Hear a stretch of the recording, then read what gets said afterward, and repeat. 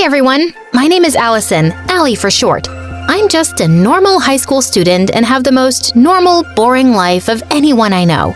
All the other kids at school got to do exciting things during spring break. Sarah B. traveled to Prague with her family, Kara got to go to Cancun, Priyanka went skydiving. The most interesting thing I did was clean up my dog Lulu's poop. But it wasn't anyone's fault but mine. Sure, it's true, my parents couldn't afford to take me on fancy trips like that. They only ran a restaurant together and all their money went back into the business, and they needed me to help out after school. But the truth is, they would have let me do anything I wanted, but I was too scared. I could never go skydiving or even flying to another country like Prague. My whole life, I had been scared of everything, and I was sick of it.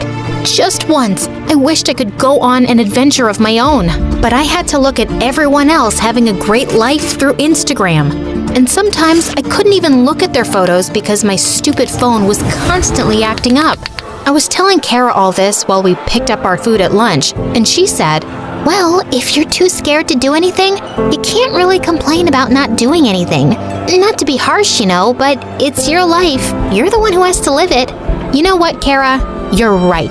The next time I get an opportunity to do something fun or crazy or scary, I'll do it.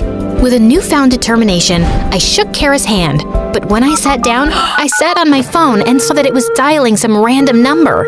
I held it to my ear, but there was only a strange static sound, but it seemed to be mostly okay. After school, my friend Kara and I were at my parents' restaurant studying for the history test. I don't know why you don't like this place. I'd be so happy if my parents had a restaurant and I could eat free breadsticks every day. You're eating free breadsticks now. A man came into the restaurant just then. He wasn't like our usual customers. He had a nice suit on and dark sunglasses. It seemed like he was looking for someone. His eyes landed on me and I looked down at my textbook. It was none of my business. Kara nudged me, and when I looked up again, the man was standing right in front of our booth. "Agent Dark, I'm Agent West. I need you to come with me." I stared at him, dumbfounded. Was this a prank? "Please, Agent Dark, we don't have much time." "My name is Allison." "No real names. In case one of us is captured, the less we know about each other, the better." My heart was pounding. Was this guy for real? None of what he was saying made any sense. "Agent Dark and I were just finishing up. She's ready now." What? I couldn't believe it. Why would she do that? She kicked me under the table and looked at me as if to say, "What are you waiting for? He looks like a Greek god." "Would you excuse us, sir?" She dragged me up and pulled me to the corner. "This is your big chance. Adventure, no fear. You said you would take your next opportunity, remember?"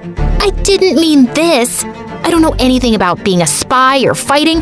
I'm boring, remember? That's the only thing anyone knows about me. And guess what? It's true." "Yeah, but that's not what you want. This is it, Allie. You either go and do this thing with this random, beautiful Greek god of a man, or you stay boring and safe forever. Remember, in life, nothing changes unless you change it." Maybe she was right. It was time to do something crazy, to finally step out of my comfort zone. I stood up. My mom glanced over from me from the kitchen window. "Are you leaving, honey? Why don't you and your friends take some breadsticks with you?" I grabbed the sticks and nodded to Agent West, who led me out of the restaurant by the hand. A black car was waiting for us outside. We both got into the back seat, and the car rolled out of the parking lot. I couldn't see the driver. There was a partition separating the front of the car from the back. Agent West breathed a sigh.